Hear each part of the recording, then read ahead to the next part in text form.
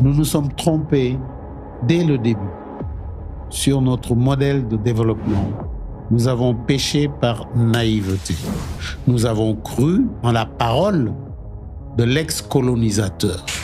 C'est scandaleux. Attends. Patron du FMI, un des patrons en tout cas, qui me dit ça à moi. Pierre Goudiaby a conçu certains des monuments les plus emblématiques du continent. Depuis 5 décennies, en tant qu'architecte et homme d'affaires, il côtoie les grands de ce monde et porte une vision audacieuse pour l'avenir de l'Afrique. Vous savez, vous vivez, vous les jeunes, une époque extraordinaire. Vous avez tout sur une petite tablette. Vous n'avez pas le droit d'être bête. Vous avez encore moins le droit de ne pas savoir. Un jeune de 20 ans, aujourd'hui, quel conseil vous lui donnez ? Qu'est-ce que nous devons faire pour redonner l'espoir aux jeunes ? C'est d'abord, comme tout le monde, j'ai eu des moments très difficiles, mais je me suis résigné à dire que ça fait partie de la vie. Le bonheur, ce n'est ni l'argent, ni les considérations. Vous pouvez avoir beaucoup d'argent, j'en connais, et qui sont malheureux. Mais moi, quand j'ai des problèmes, c'est des problèmes de milliards. Et je peux ne pas en dormir. Bienvenue dans Afro Business, le podcast où les entrepreneurs africains nous partagent leur histoire, leurs rêves et les secrets de leur succès. Ce que vous entendrez ici, vous n'entendrez nulle part ailleurs, alors surtout, ça reste entre nous. Pierre Goudiaby, on parle de vous en tant qu'agitateur d'idées, opérateur économique, architecte forcément. Mais vous, comment est-ce que vous vous présentez ? Bien, d'abord, merci de m'inviter. J'ai accepté, bien sûr, spontanément, parce que j'ai beaucoup de respect pour ce que vous faites. Et surpris parce que je ne savais pas que vous aviez fait un TikTok, comment vous l'appelez, TikTok, c'est ça ? Et j'ai trouvé que c'était très bien fait, mais je ne savais pas qu'il avait fait. Donc quand je vous ai rencontré, j'étais très heureux de vous avoir rencontré. Merci. Alors moi, je me définis peut-être comme un architecte du développement de l'Afrique. Parce que pour moi, c'est certainement la chose la plus importante, parce que c'est le sujet sur lequel nous sommes en retard. L'Afrique accuse un retard extraordinaire, malheureux, dans son développement. Et ayant la chance de pouvoir analyser, parce que c'est mon métier, vous savez, un architecte, c'est quelqu'un qui prend des choses qui apparemment n'ont rien à faire les unes avec les autres et qui en fait quelque chose d'harmonieux. Le studio dans lequel nous sommes, vous avez du fer, vous avez du bois, vous avez du sable, etc. On voit comment mettre tout ça. Donc je me dis que je vais peut-être prendre cette, j'allais dire, aptitude à faire fonctionner des choses qui apparemment ne peuvent pas fonctionner ensemble et que je me mettrai à faire ça pour aider au moins à entamer le développement de mon continent et de mon pays, bien sûr. Donc c'est ça, je me définis comme un architecte du développement. Et bien sûr un architecte également, du bâtiment et des villes nouvelles. Voilà. D'accord. Donc quand vous êtes architecte du développement, ça veut dire que ce n'est pas uniquement dans l'architecture, mais c'est dans plein d'autres domaines également. Non, oui, parce que comme vous le savez, vous avez lu mon parcours, j'ai par exemple, entre autres, été président de la Bourse. Ça n'a rien à voir avec l'architecture. C'était d'ailleurs la première fois dans le monde entier qu'un président d'un système boursier est président. Donc ça veut dire que je suis presque ce qu'on pourrait dire un touche-à-tout.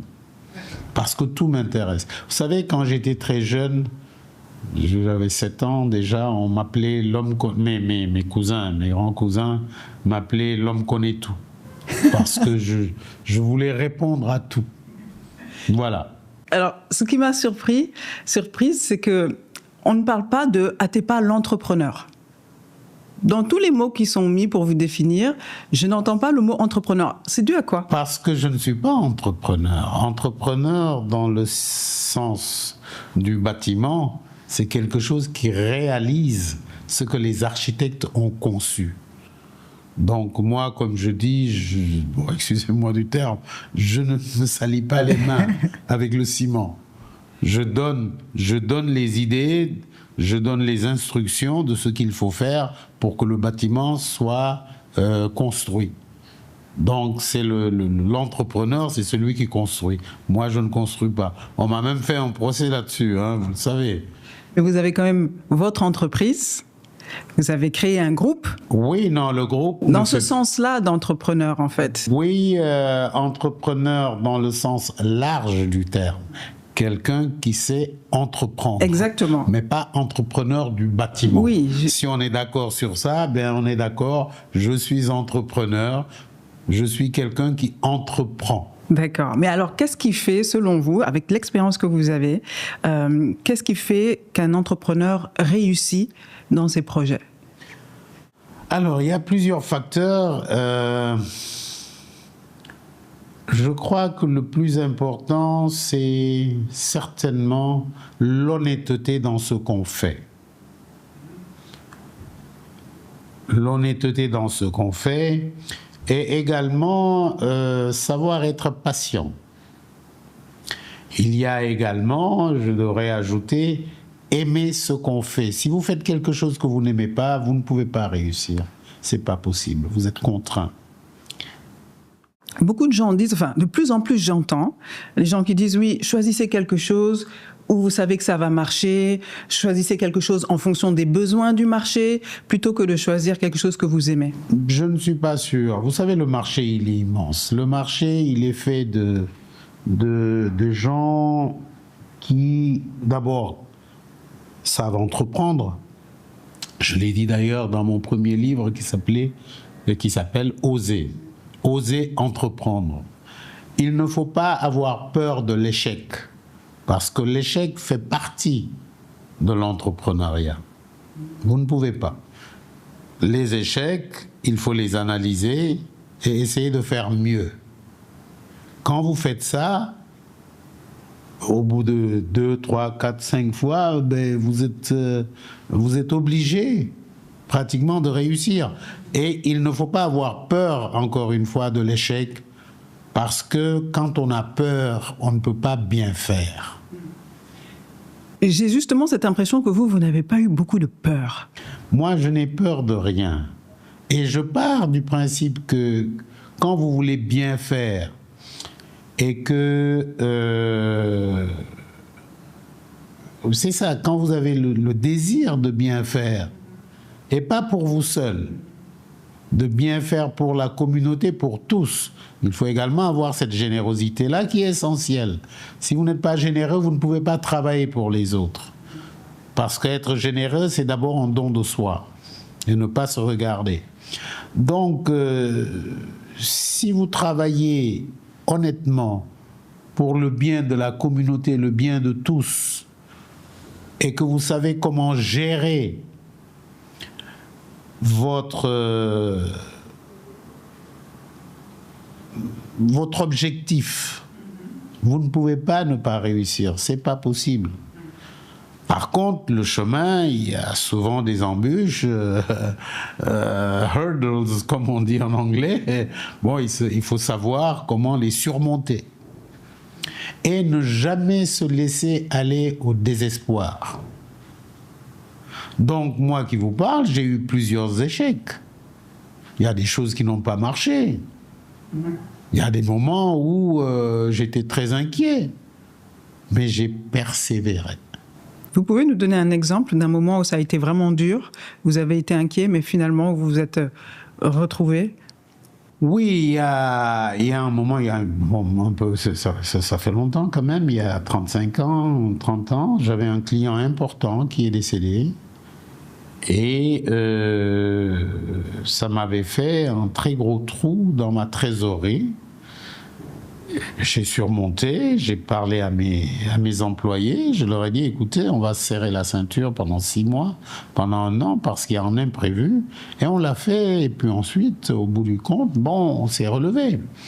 Donc il ne faut pas avoir peur de trébucher. On peut trébucher, il faut avoir les réflexes de garder son équilibre, bon, si vous le faites, il n'y a pas de problème. Moi, je ne vois vraiment pas de problème. Oui, mais c'est facile pour vous, peut-être parce que vous avez c'est votre nature. Non, mais je pense aux jeunes qui nous écoutent aujourd'hui. Oui, non, c'est facile pour moi parce que j'ai trébuché.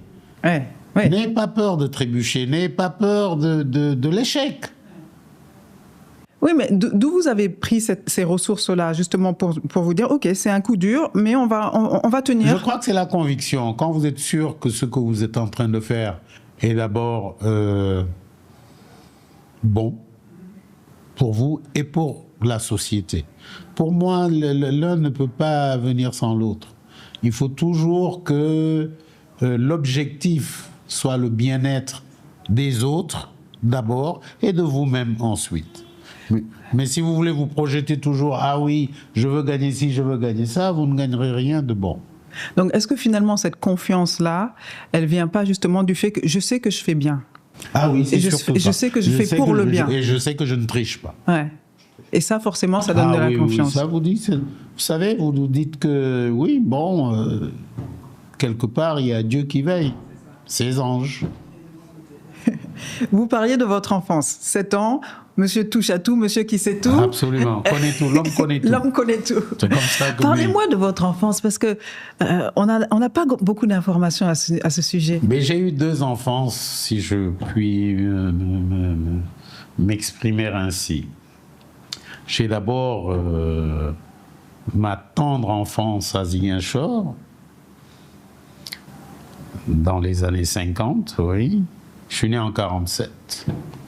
Donc j'étais avec ma maman, paix à son âme, et mon beau-père, Charles Bernard Jules, qui était le premier maire de Ziguinchor. Et j'ai vécu comme ça. Mon père était à Dakar. Papa Charles m'avait tellement gâté que j'accompagnais ma maman au marché jusqu'à 8 ans. Donc, excusez-moi le terme, je ne foutais rien à l'école. Donc, quand papa Gabriel a vu ça, il a dit à Charles, écoute Charles, renvoie-moi mon fils parce que toi, tu le gâtes trop, il ne va pas réussir sa vie. Alors, c'est comme ça que j'ai grandi à Ziguinchor avec mes frères et sœurs. Demi-frère, mais chez nous, il n'y a pas de demi. Un demi, il est entier. Et quand papa Gabriel a décidé qu'il fallait que je vienne à Dakar, je suis venu. Je me souviens, il m'a mis à l'école Saint-Michel.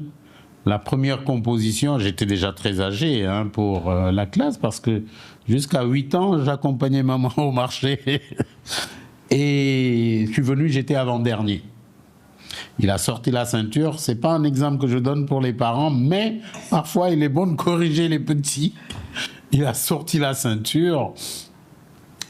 Et 2 mois après, j'étais 2e, et le 3e mois, j'étais 1er. Et depuis, bon, j'ai pas relâché.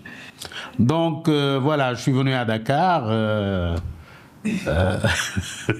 Je me souviens toujours de ce coup de ceinture, mais ça a marché. Apparemment, c'est ce dont vous aviez besoin. En tout cas, j'en avais besoin parce que non, il y avait autre chose. Il a ajouté, si tu me ramènes une note comme ça, tu vas retourner non seulement à Ziguinchor, mais tu iras dans mon village Baïla, tu vas cultiver. Je dis ah non, ça il n'en est pas question.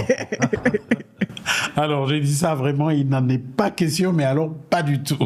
D'accord. Et donc, si vous êtes passé de dernier à 2e de la classe, ça veut dire que vous aviez de bonnes dispositions. Oui, vous étiez un garçon curieux. Oui, je pense qu'il y a beaucoup de jeunes, beaucoup d'enfants qui ont de très bonnes dispositions, mais il faut les encadrer. Les enfants, il ne faut pas les laisser faire tout ce qu'ils veulent. Bah, ça a été un peu le cas pour vous jusqu'à 8 ans quand même, ou bien? Oui, mais heureusement que papa Gabriel a arrêté tout ça. Parce que, bon, comme dirait l'autre, j'aurais pu être un maçon, j'ai rien contre, tout au contraire, mais je suis architecte. Si j'avais continué avec maman, j'aurais été maçon, ce qui n'est pas plus mal. Mes enfants... C'était peut-être pas votre vocation ni votre destin, en tout cas. Absolument. Alors, une fois que vous arrivez à Dakar, je pense que vous êtes à la Médina. On a commencé d'abord chez un oncle, Antoine Ferreira, qui était imprimeur et qui habitait à Rebus. Et après, papa m'a accueilli chez lui, à la Médina. Ensuite, on a déménagé, on est allé à Dieuppeul. Et de Dieuppeul, quand j'ai perdu mon père en 65, mon oncle Émile Badiane, paix à son âme, qui était ministre de l'enseignement technique, a voulu que j'aille chez lui pour continuer mes études. Donc de 65 à 68, j'étais avec lui et ma tante Marie. Et qu'est-ce qui a donc ce changement de Ziguinchor, un contexte beaucoup plus naturel, rural, à Dakar, un peu plus urbain à l'époque en tout cas, à l'époque déjà, ce changement-là, ça a apporté quelque chose aussi? Ah oui, je crois. Mais d'abord parce que si j'étais resté avec Papa Charles, j'étais tellement gâté que je foutais rien. Et bon, mais je parle de l'environnement même. Oui, non, l'environnement c'était bien, mais moi j'aimais bien mon petit environnement à Ziguinchor. J'étais bien là-bas, j'étais doux, c'était doué, j'étais avec maman, je faisais ce que je voulais. Et vous étiez passionné de théâtre, ça a commencé à quel âge ça? Alors le théâtre, c'est quand je suis arrivé à Saint-Michel, à 8 ans. Et on m'a donné un petit rôle d'un cordonnier, je me souviens bien, le petit cordonnier, etc. Et les gens ont pensé que j'avais bien performé, comme dirait l'autre. Et bon, ensuite, à l'année du bac, Gérard Chenet, paix à son âme, il est décédé il y a 1 an juste, m'a fait intégrer son groupe et on faisait du théâtre à Sorano.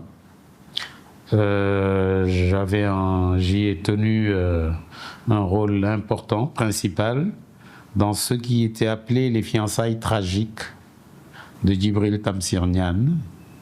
Les fiançailles tragiques, je jouais le rôle de Céphédo, etc. Et j'ai réussi à faire pleurer Amadou Mokhtar Mbow, qui était à l'époque ministre de l'Éducation nationale. Et il était dans la salle, après il est venu me voir dans la loge pour me dire que je l'ai fait pleurer. Et bon, c'était une pièce à succès, hein, les fiançailles tragiques, Céphédo, Sarata, etc. Et de là, j'ai voulu être acteur de cinéma, j'ai voulu aller à Hollywood. Carrément? Oui, carrément, absolument. Hollywood? Absolument. Et quand j'ai eu mon bac, j'ai dit à mes parents que je voulais aller à Hollywood. On m'a dit non, tu n'iras pas là-bas parce que là-bas, il y a la débauche. Toi, si on te laisse à Hollywood, tu es foutu. Bon, puisque quand je suis revenu donc, de Ziguinchor, je servais la messe à Saint-Joseph. Le curé de l'époque, le père Gervais, m'avait initié un peu à l'architecture. Donc, il faisait des dessins. Le clocher, par exemple, de l'église Saint-Joseph de Médina, c'est moi qui l'ai choisi. J'avais 10 ans. D'accord, aussi jeune que ça? Oui, il m'a montré les plans qu'il avait faits. Il y en avait 3. Il me dit, bon, Pierre, c'est toi qui vas choisir. Et j'ai choisi le clocher qui est là actuellement. Donc, c'est là où j'ai connu, parce qu'à l'époque, on ne connaissait pas le métier d'architecte. À l'époque, on voulait être médecin, on voulait être ingénieur, oui, pourquoi pas. On voulait être enseignant. Et voilà, architecture, on ne connaissait pas. Alors, il se trouve que à Saint-Michel, plutôt après Saint-Michel, quand j'ai eu mon bac, quand j'ai eu mon brevet, je suis allé à Blaise Diagne. Là, j'ai continué à faire du théâtre avec Amal Bourgi. À l'époque, je dois dire que, et permettez-moi cette parenthèse-là parce qu'elle est importante, la communauté libanaise était beaucoup mieux intégrée. À l'époque? Oui, et je regrette qu'aujourd'hui, et c'est quelque chose qui me préoccupe, On a comme l'impression que la communauté libanaise s'est dissociée. En tout cas, je sens une rupture avec l'autre composante de notre belle nation. Et je leur lance un appel pour qu'on puisse revenir un peu à ce qui se passait avant. Il y avait une meilleure intégration. Est-ce que c'est eux qui doivent faire un pas ou bien c'est peut-être l'autre partie de la nation qui doit faire un pas? Je crois que c'est les deux, mais je pense que c'est d'abord eux. Mais ça, on verra ça dans peut-être une autre émission, parce que c'est un sujet éminemment important, très important, qu'il ne faut pas traiter comme ça.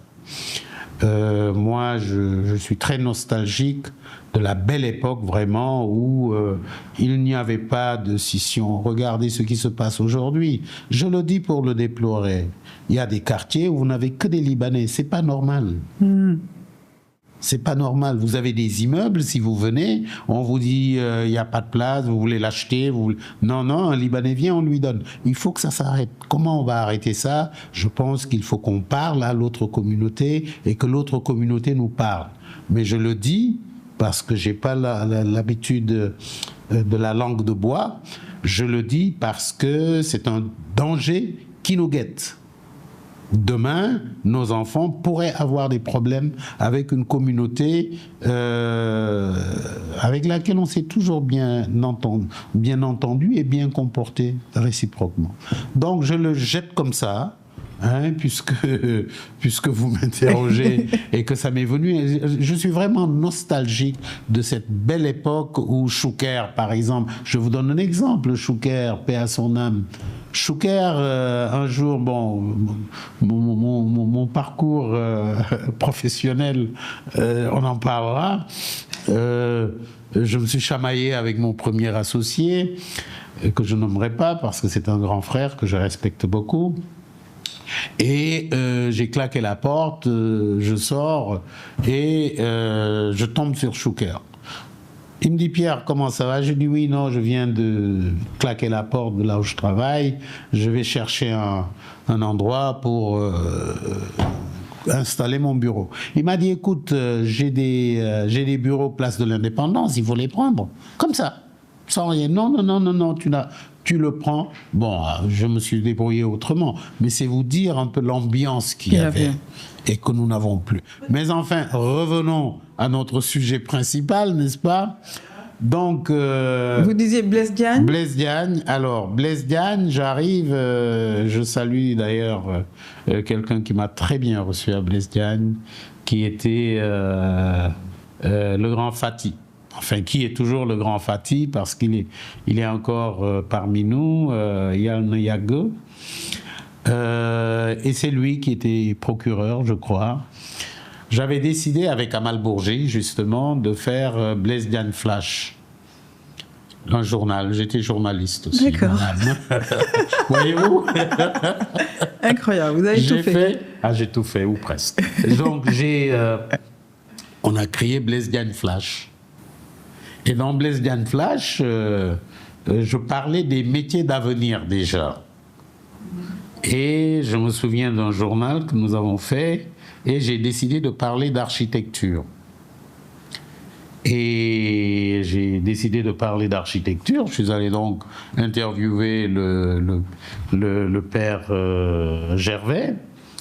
Et c'était un bel article. Hein. J'ai fait de la recherche, j'ai vu qu'il y avait un certain Le Corbusier, dont je me suis inspiré après d'ailleurs, etc. J'ai fait un article, et puis à la fin de l'article, j'ai dit, mais merde, pourquoi tu ne serais pas architecte? Et voilà comment c'est parti. C'est comme ça que ça s'est passé. Aussi simple que ça. Waouh. Moi, j'aimerais comprendre d'où ça vient. Vous faites du théâtre, ça marche très bien. Vous dites, OK, Hollywood. Vous faites un article sur l'architecture, et puis tout d'un coup, vous dites, ah bah tiens, je vais être architecte. Est-ce que c'est dû au contexte de l'époque où il y avait quand même beaucoup d'opportunités, ou c'est simplement vous qui êtes comme ça? Oui, c'est les deux. C'est les deux. Il y avait beaucoup d'opportunités, bien sûr. Je me souviens que quand j'ai eu mon bac, j'avais le choix entre 3 bourses. J'avais une bourse de l'Union européenne, j'avais une bourse pour aller au Canada j'avais une bourse pour aller aux États-Unis. Alors, puisque je m'étais lié d'amitié vraiment avec mes profs, et plus particulièrement un prof d'anglais, Donald William Patrice, dont je me souviens le nom, bien sûr, je parlais bien anglais déjà à l'école, au lycée. Et quand j'ai eu mon bac, j'ai dit, mais attends, je parle déjà anglais. Pourquoi je vais aller en France? Je vais aux États-Unis. Et c'est là où je voulais aller à Hollywood. Et on m'a dit, niet. Et j'ai dit, bon, dans ce cas, puisque je sais ce que c'est que l'architecture, eh bien, je vais être architecte. Et j'ai eu la très grande chance de faire une des meilleures écoles d'architecture des États-Unis, qui s'appelle le Rensselaer Polytechnic. À l'époque, on était une dizaine de Noirs. J'étais le seul Africain. Une dizaine de Noirs. Bon, ça s'est très bien passé. D'accord. Et donc, il n'y a rien dans votre jeunesse, dans votre enfance, qui vous a donné cette, je dirais pas impétuosité, mais en tout cas cette audace, le fait de n'avoir peur de rien. C'est simplement en vous alors, c'est pas... Il n'y a pas eu un événement. C'est en moi, et bon, c'est peut-être également dû à l'éducation que j'ai reçue. Moi, bon, vous savez, d'abord avec papa Charles. Vous savez, Charles, il faut que je vous donne cette anecdote. C'est un métis. Quand vous entrez dans mon bureau, vous avez un beau métis qui est là. Vous avez ma maman et vous avez mon papa. Alors Charles, puisque c'est un bon métis, quand on était ensemble, quand il venait à Dakar, bien sûr, quand on était ensemble, je disais, c'est mon papa. Alors les gens tournaient les yeux 3 fois. Mais c'était un homme extraordinaire. D'une très grande générosité. Et je pense que je suis le fruit un peu de ça. De Charles, de Gabriel, de ma maman, de Émile Badiane, qui était un grand homme. Comme il nous en manque tant aujourd'hui. Émile Badiane, je ne sais pas comment vous décrire cet homme-là, parce qu'à l'époque, bien sûr, le bien matériel n'intéressait pas les politiciens. Ils avaient des objectifs nobles. Ils ne s'attachaient pas au bien d'ici-bas, contrairement à ce qui se passe aujourd'hui. Donc, je suis peut-être un peu le fruit de tout ça. Mm-hmm. Un jeune de 20 ans, aujourd'hui, qui veut se lancer dans la vie, qui veut entreprendre, quel conseil vous lui donnez? Vous savez, vous vivez, vous les jeunes, une époque extraordinaire. Vous avez tout sur une petite tablette.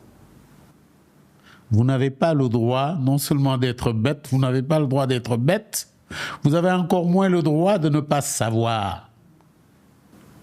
La plupart des choses que je développe, encore une fois, comme je vous ai dit, j'ai dirigé la bourse, j'ai jamais pris de cours d'économie, jamais de ma vie. Mais j'ai appris. Je suis allé sur la bourse pour les nuls. Et voilà. J'ai appris jusqu'à diriger la bourse. Vous comprenez? Donc oui. La première chose, c'est ça, apprendre. Apprendre. Avoir des connaissances. Avoir des connaissances. Et aujourd'hui, vous avez encore une fois tout sur une tablette. Tout. Tout, tout, tout. Là, on est dans la pisciculture, par exemple, mais on en parlera tout à l'heure. Parce que je voudrais qu'on fasse une relecture de la pêche artisanale qui ne nourrit plus son pêcheur. Qu'est-ce qu'on fait? Eh bien, avec ça, moi, j'ai appris. Par exemple. On trouve les réponses aux questions, on se pense. Mais donc, première chose, pour le jeune qui veut démarrer... Il a tout ici et il doit pouvoir. Vraiment, sans professeur, sans rien, il peut apprendre tout seul. Mais je peux comprendre ce que vous me dites, mais pour le jeune qui est un peu désabusé, qui pense à partir, à prendre les bateaux pour risquer sa vie, pour partir ailleurs. Vous lui dites, oui, tout est dans ton téléphone, tout est dans Internet. Non, c'est pas ça. Beaucoup. Pour les jeunes, c'est plus complexe. Il y a d'abord, je pense, que nous n'avons pas réfléchi globalement au développement. Parce que tout vient, il me semble, du fait que nous nous ayons pas posé les véritables problèmes. Avant d'en arriver aux jeunes qui est désemparé, et c'est vrai, il faut d'abord parler du cadre global de notre développement.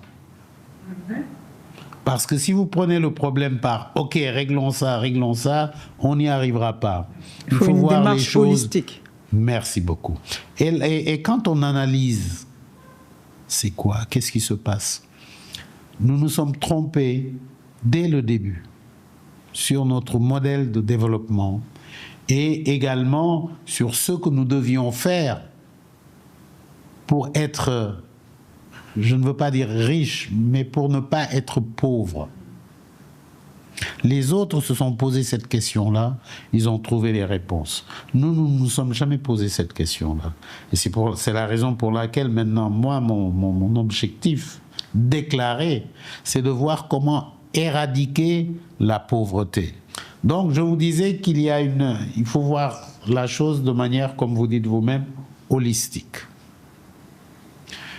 Qu'est-ce que nous devons faire pour mettre notre pays, pour ne pas parler du continent, sur une trajectoire de développement qui nous soit utile? Ça, c'est la première question.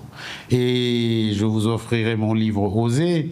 Vous verrez que le premier article, c'est de revoir les fondamentaux. On a tout faux. On a tout faux d'abord parce que, je ne veux pas en parler, mais il faut bien en parler. Je trouve, pour vous donner un exemple, nous n'allons pas trop loin. Nous devenons un pays pétrolier. Et bien sûr, si vous êtes un pays pétrolier, vous voulez faire partie de l'OPEP. Eh bien, on ne parle pas français à l'OPEP. On parle anglais.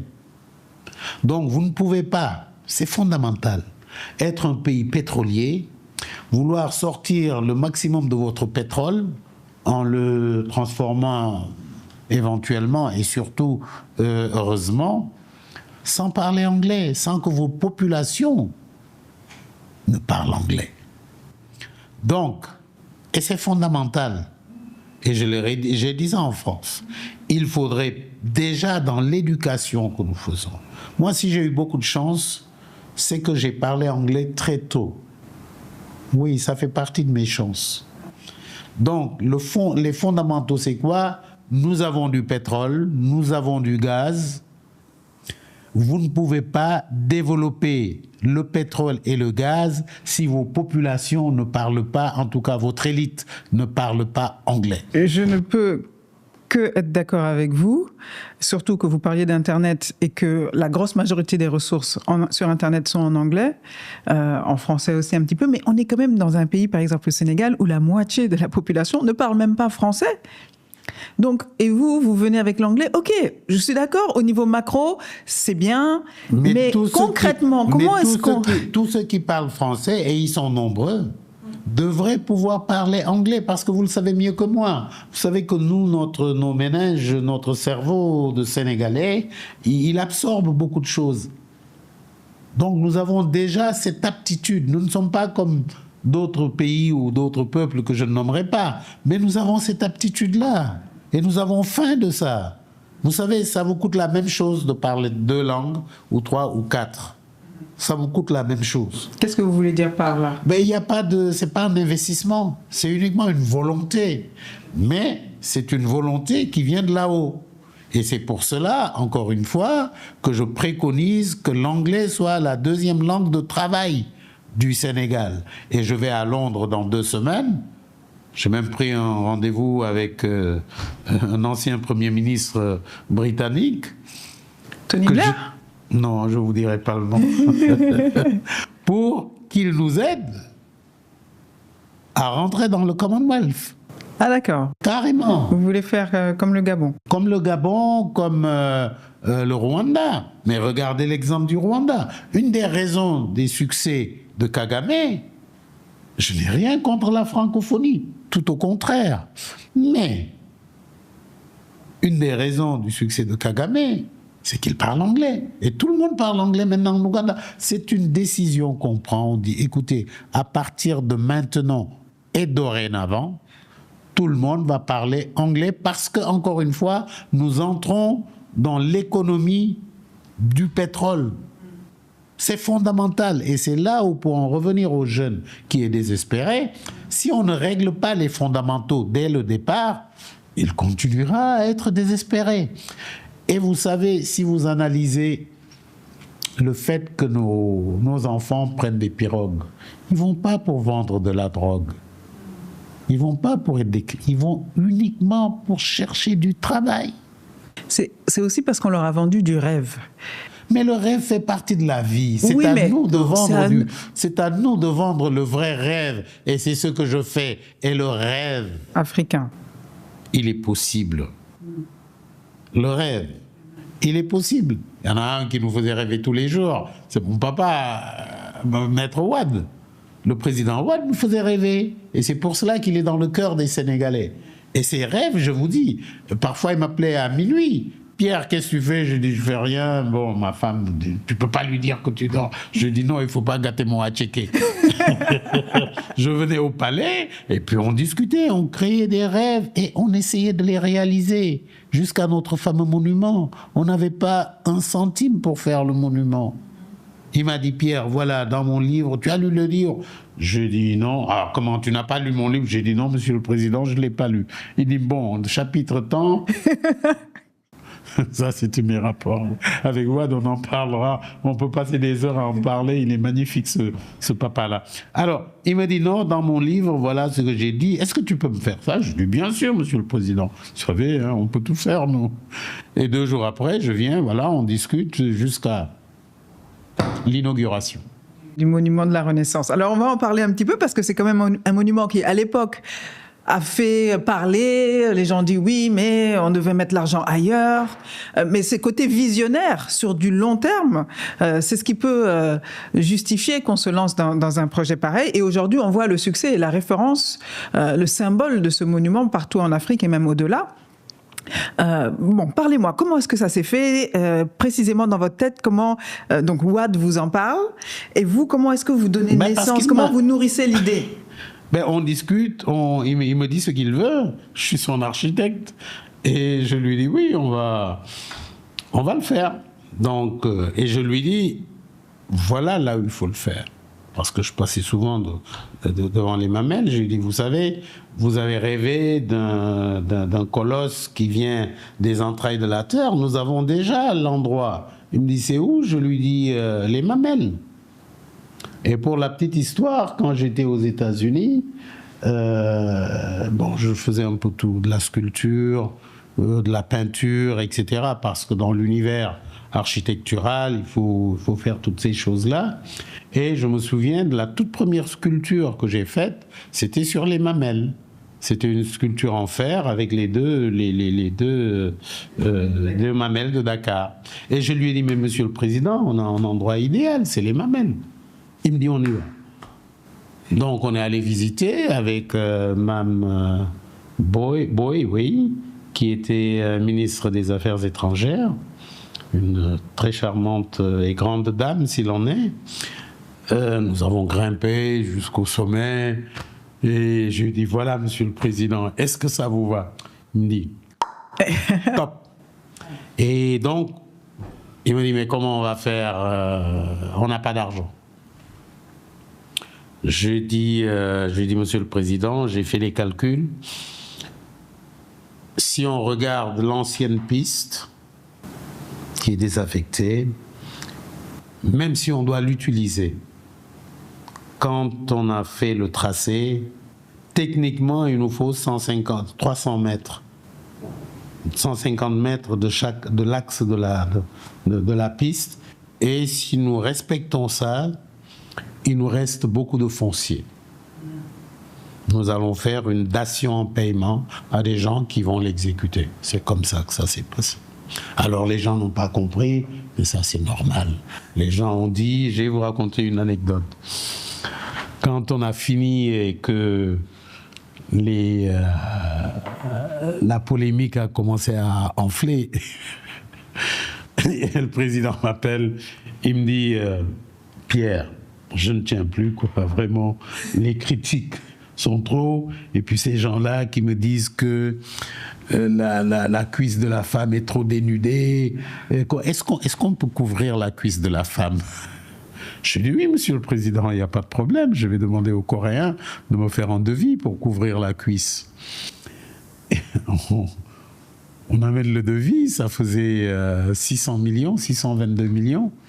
Je lui dis, monsieur le président, ça fait 622 millions. Il dit quoi? Pour un pagne? Je dis oui. Il dit, bon, on va faire un petit pagne alors. Je dis, ça sera pire, parce que Betcholay donne. Et là, ils vont nous sortir du pays. Il me dit, bon, alors on laisse comme ça.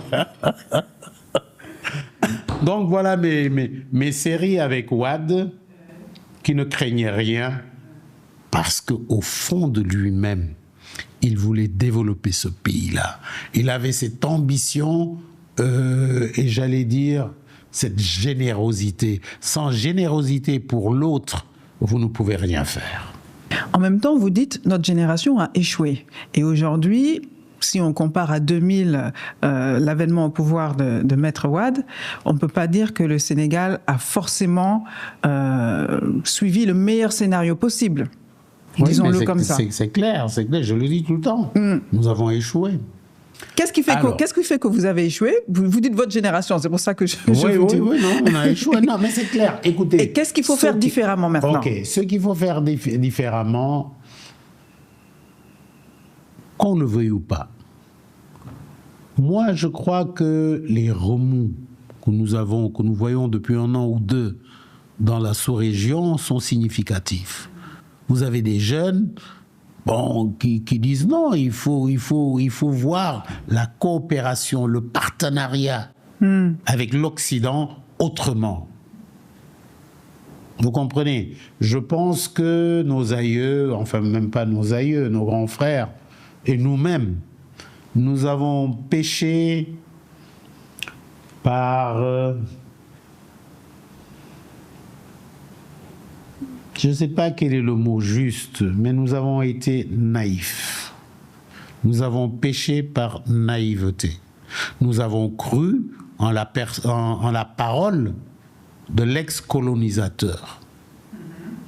Si vous prenez l'exemple du Niger, quand vous voyez combien de milliards de dollars a été pompé du sous-sol nigérian, et combien ils en ont eu pour leur compte.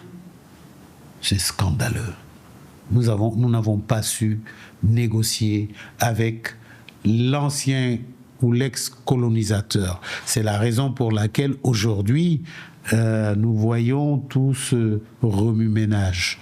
Nous voyons tout ce qui se passe, qui peut être dangereux de conséquences. Pourquoi ? Parce qu'on a comme l'impression que, il y a un ras-le-bol. On se donnera au premier venu. Or, c'est pas ça.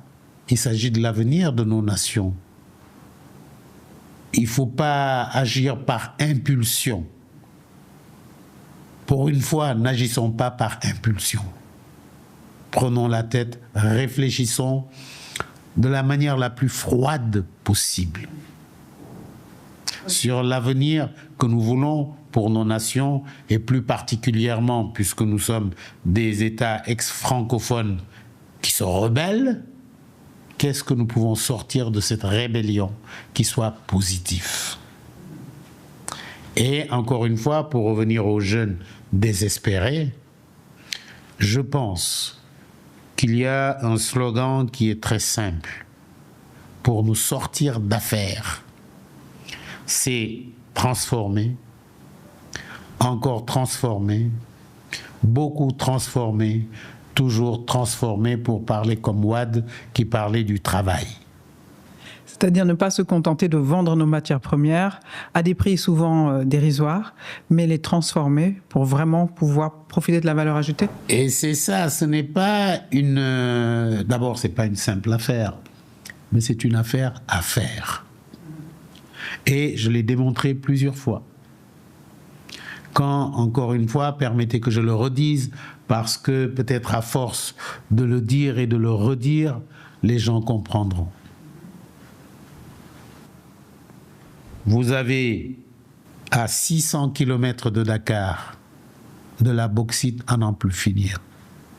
C'est avec la bauxite qu'on fait l'aluminium, qui est un des matériaux, pour revenir à l'architecture, c'est le matériau vedette de l'architecture d'aujourd'hui. Il y en a deux, le verre et l'aluminium, et un peu le fer. Ces trois-là, nous en avons en abondance.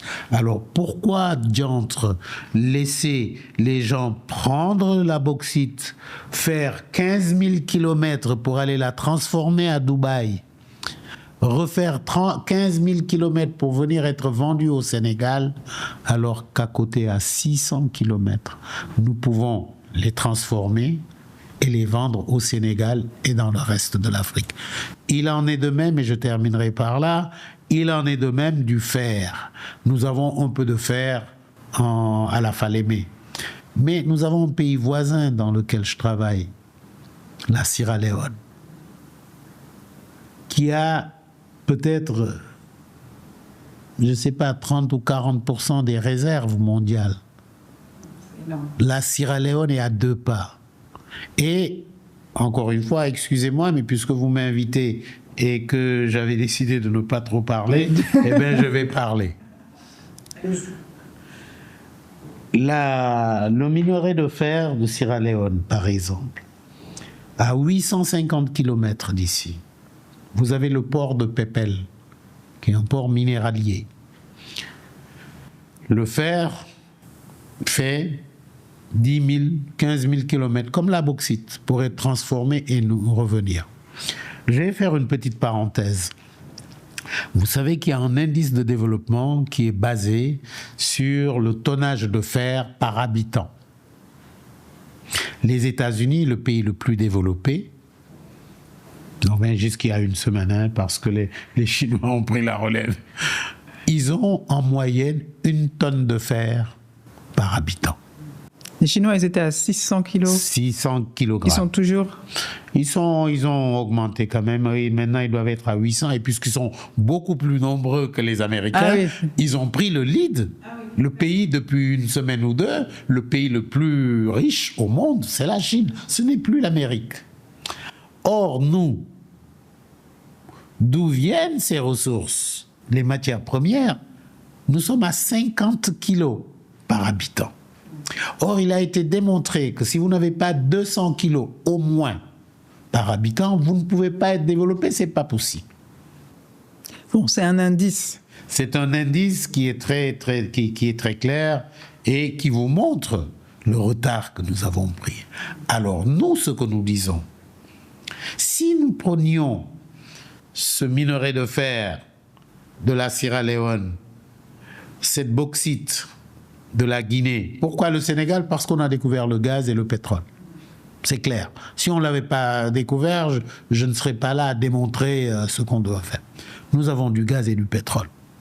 C'est à nous. C'est nous qui devons décider.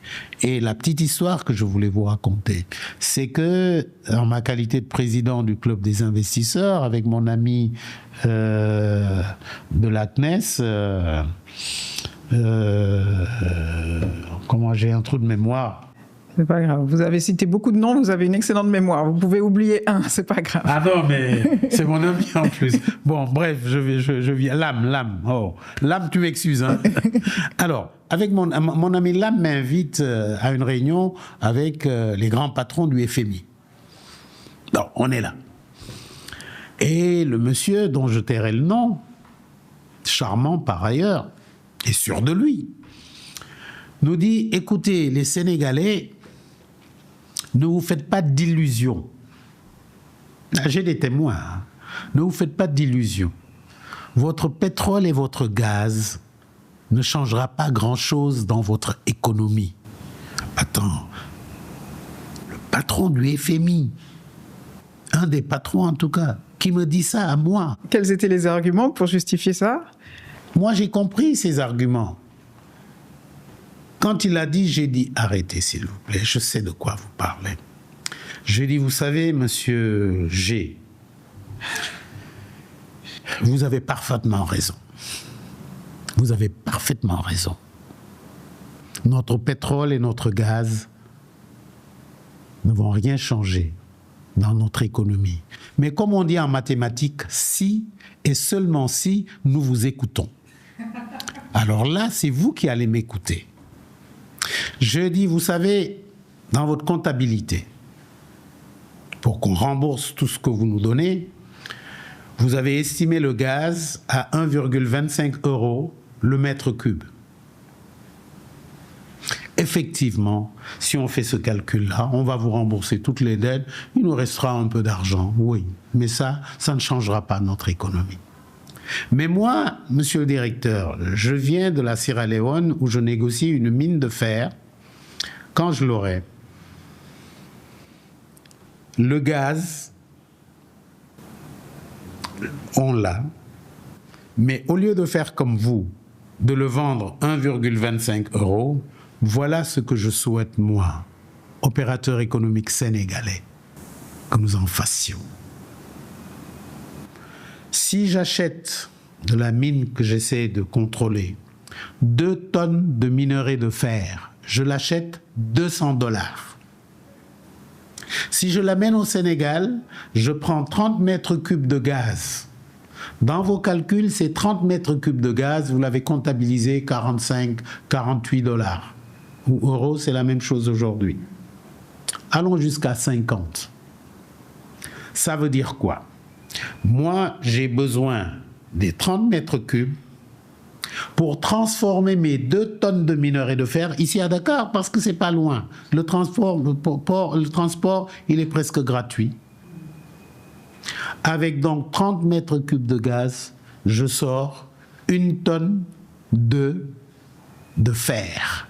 Le fer, monsieur le directeur, je le vends 1500 $ la tonne. Pour 50 € de gaz investi. Vous dites quoi? Il me dit, monsieur le président, vous avez parfaitement raison.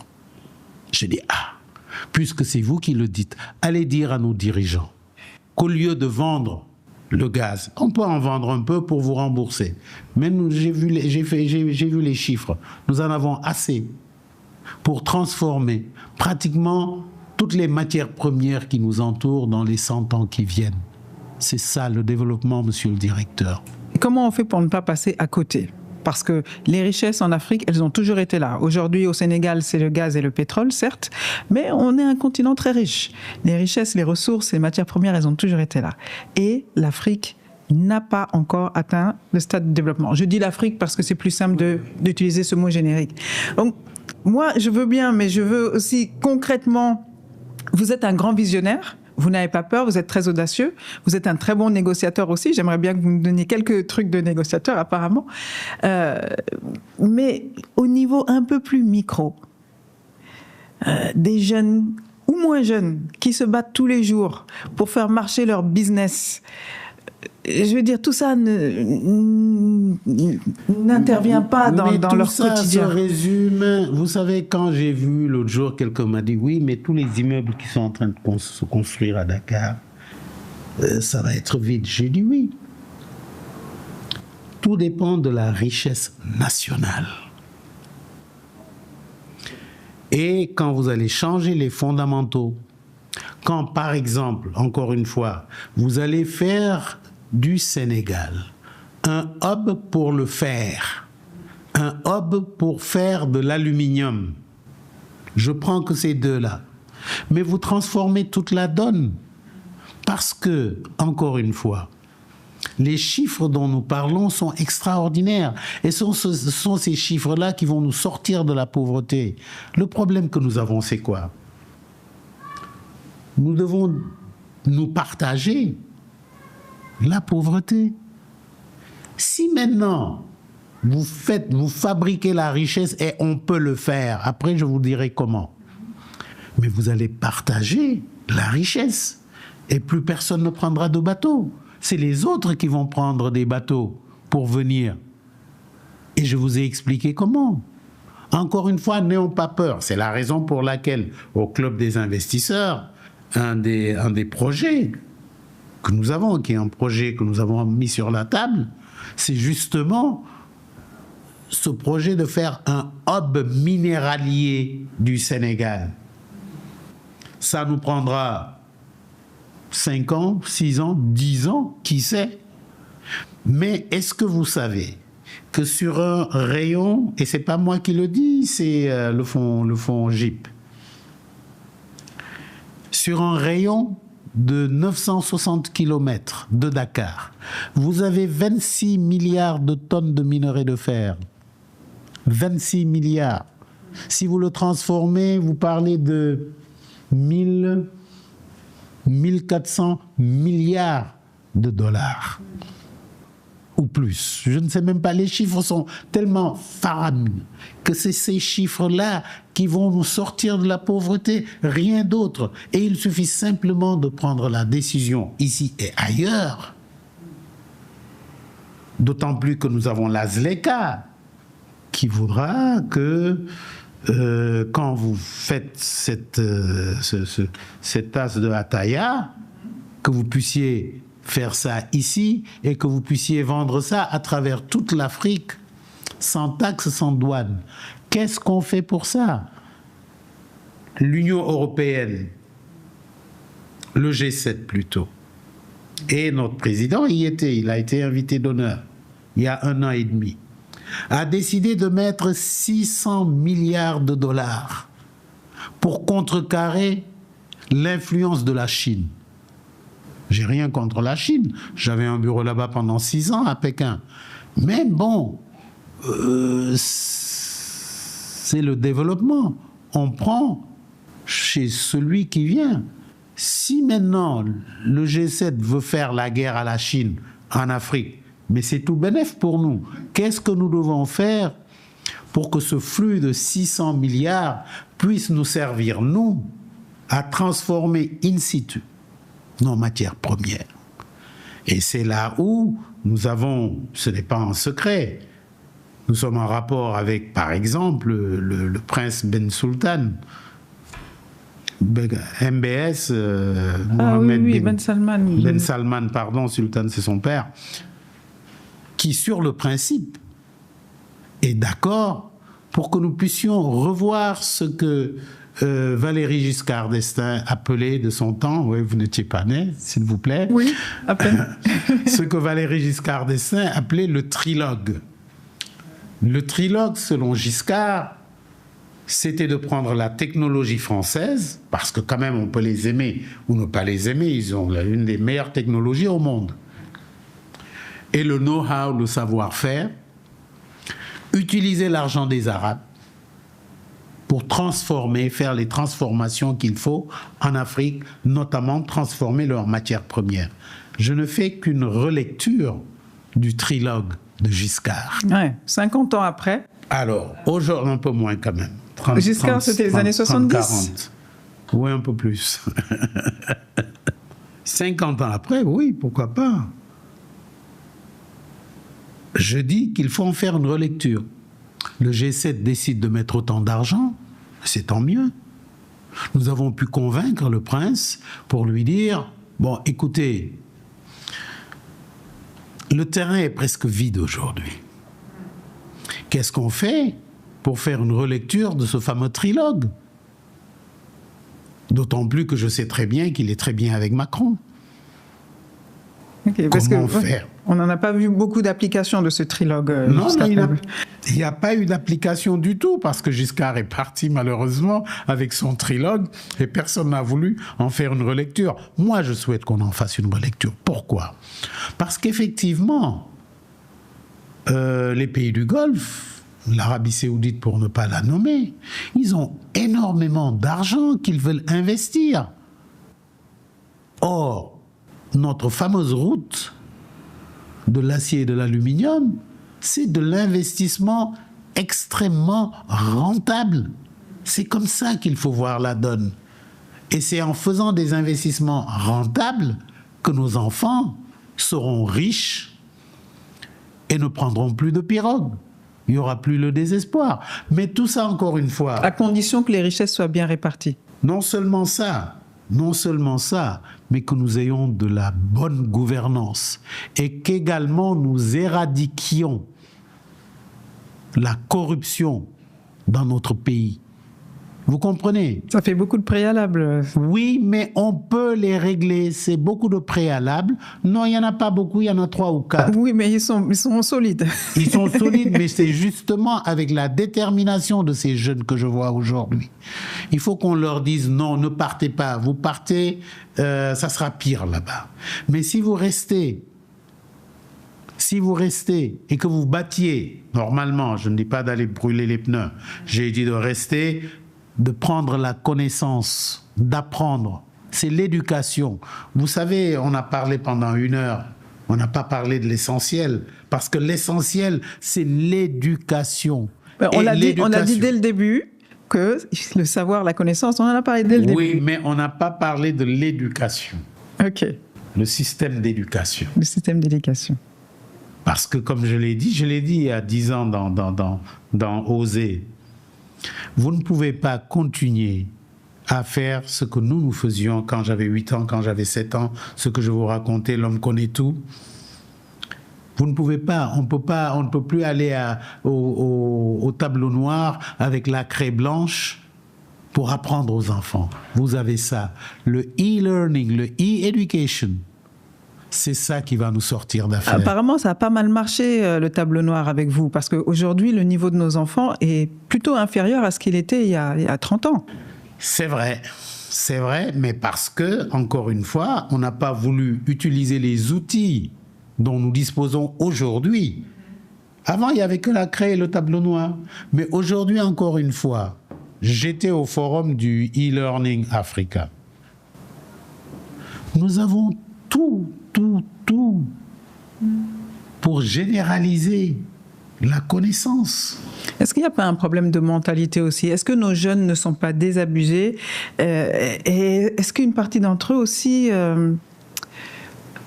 ne cherchent pas la facilité? Ce n'est pas qu'ils cherchent la facilité, c'est qu'on ne leur a pas montré le chemin.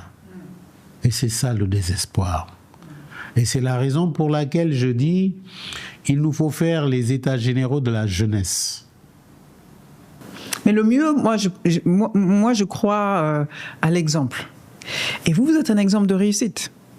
Vous avez quand même bâti un empire à travers toutes vos activités, que ce soit dans l'architecture en tant que telle, mais aussi vous avez parlé de la route de l'acier et de l'aluminium, dans les télécommunications, les satellites, à un moment donné. On ne m'a pas écouté, oui, mais on est en train de m'écouter quand même parce que les gens commencent à s'en rendre compte. Oui, continuez. Mais ce qui m'intéresse, c'est au-delà de l'idée du visionnaire incontestable que vous êtes, comment est-ce qu'on implémente tout ça concrètement pour créer un succès, une réussite, au-delà de la réussite de Goudiaby, mais qui est une réussite beaucoup... Mais c'est de la gouvernance, c'est non seulement de la gouvernance,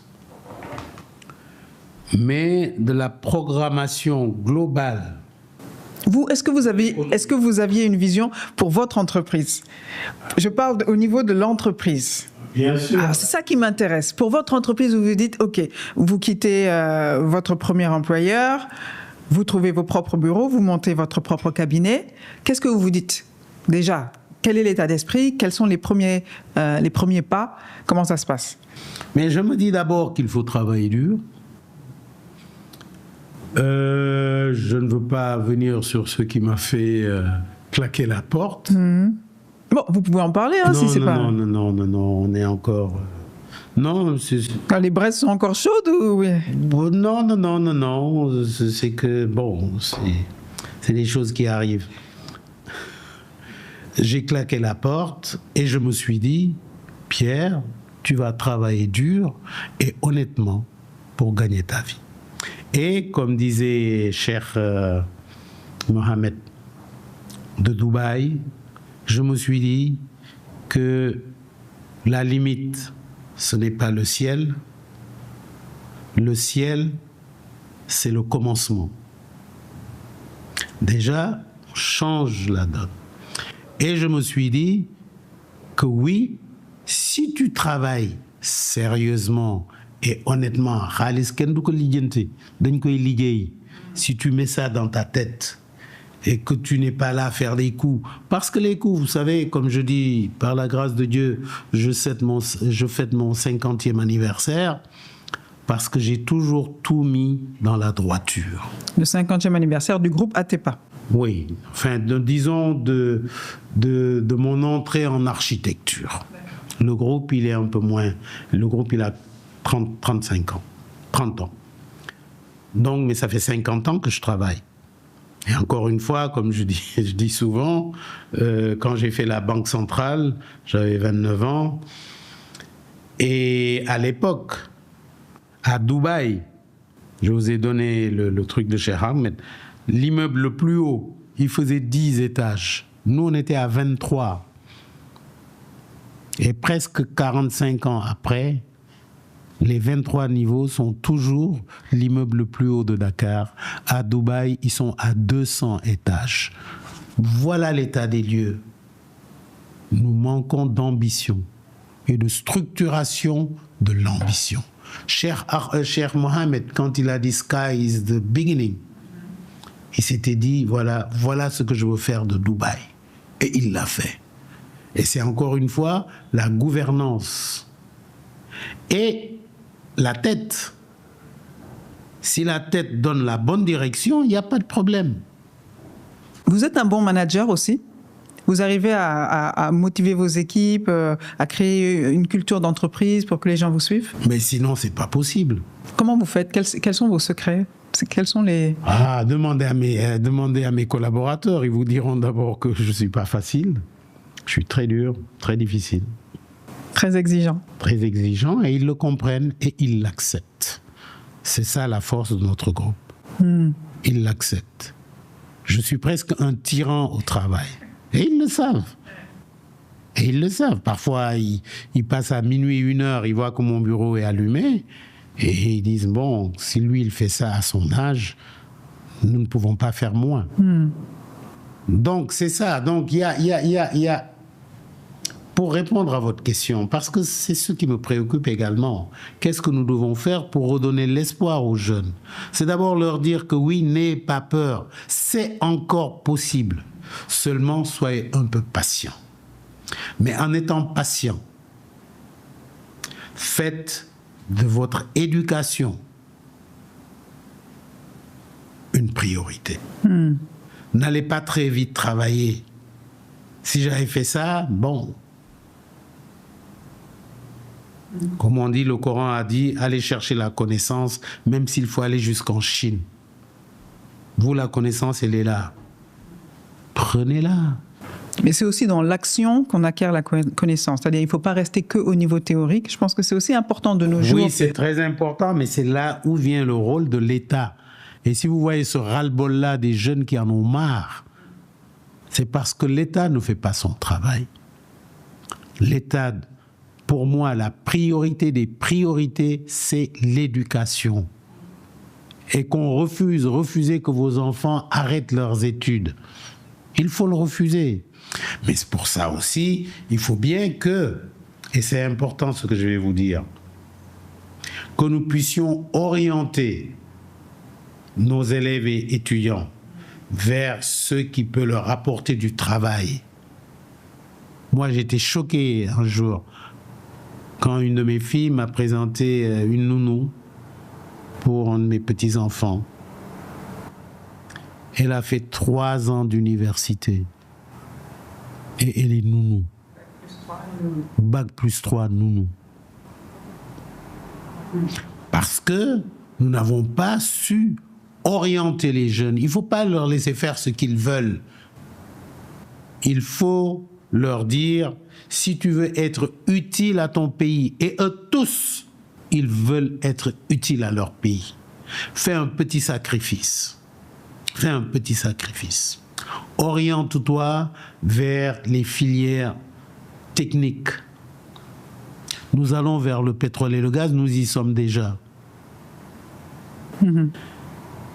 Comme je l'ai dit, vous savez, quand j'ai fait ma petite incursion en politique, et que j'étais candidat à la présidentielle, je vois qu'à l'époque on était 30 ou 20, aujourd'hui ils sont 200, c'est tant pis ou tant mieux. Je leur ai dit, quand je prenais par exemple le pétrole, et je leur disais que le pétrole que vous voyez là, c'est pas ce que vous prenez à la pompe. Les lunettes que je porte, c'est du pétrole à 99%. Le rouge à lèvres des femmes, c'est du pétrole. Le crayon des enfants, c'est du pétrole. Les tissus que vous avez, parfois, il y a 100% de pétrole. Parfois, oui. Donc, c'est les dérivés du pétrole. Vous avez de quoi donner du travail à 4 fois le Sénégal. Nous avons du coton.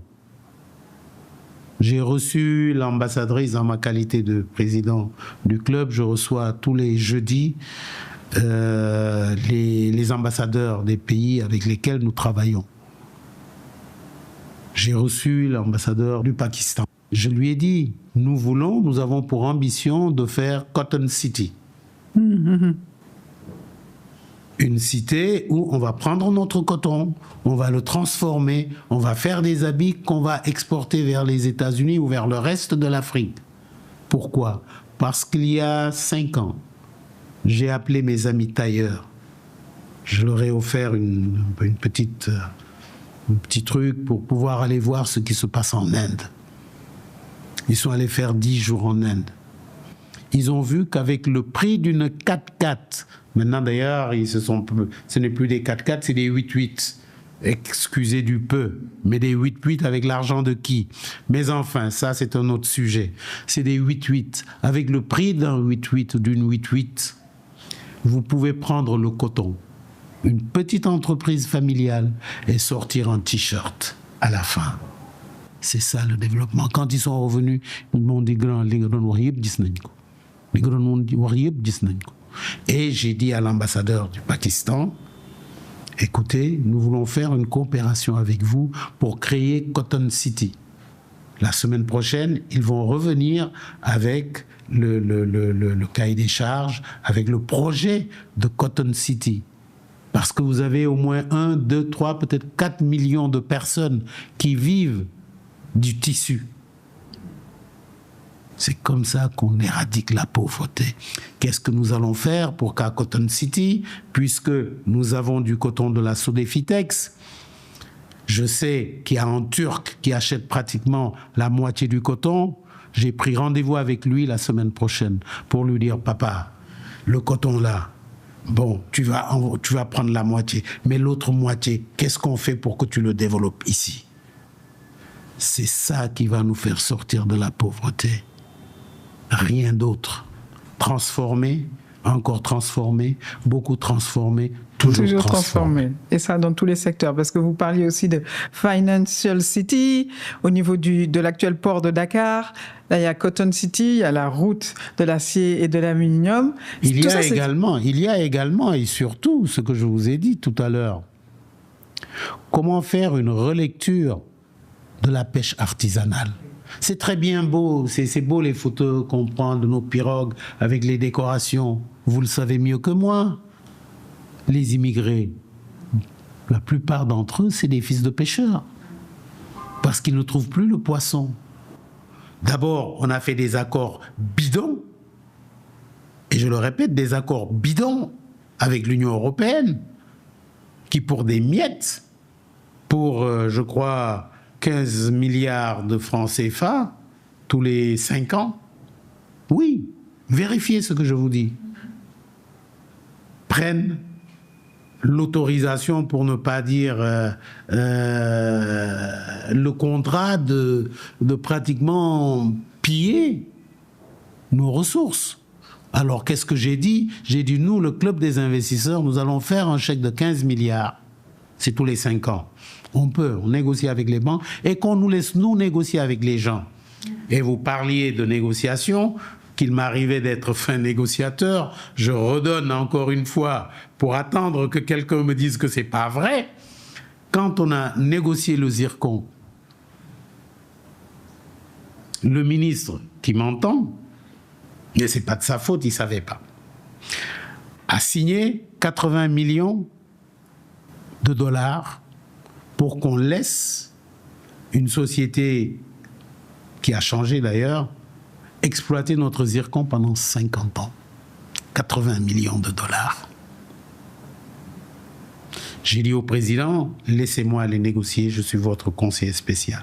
Je paye mon billet, je paye mon hôtel, je ne vais avec personne, je n'ai pas besoin d'experts, j'y vais tout seul. Il me dit, vas-y. Je suis revenu avec 1,157 milliard de dollars. Le même contrat, le même endroit, la même ressource. 80 millions, 1,157 milliard de dollars.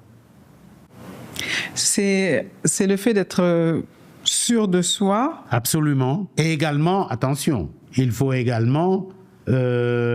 comment je peux vous dire ça? Il faut bien se renseigner.